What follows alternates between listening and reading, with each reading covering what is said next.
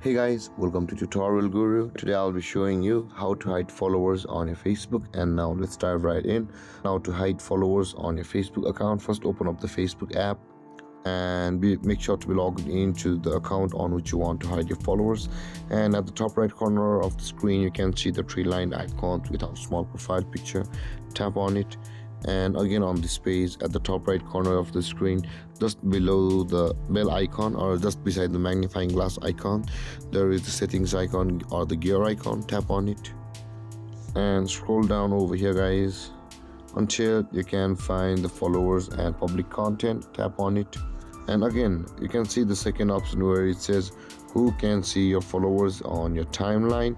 Simply tap over there and you can see I've already hidden me by only me. You can choose your public, or you can choose friends, or you can close friends only by customizing who are your close friends and who will be able to see your followers. Now in order to hide it from everybody, just tap on the only me, and only your followers will be visible to you and nobody else. And this is how you hide followers on your Facebook.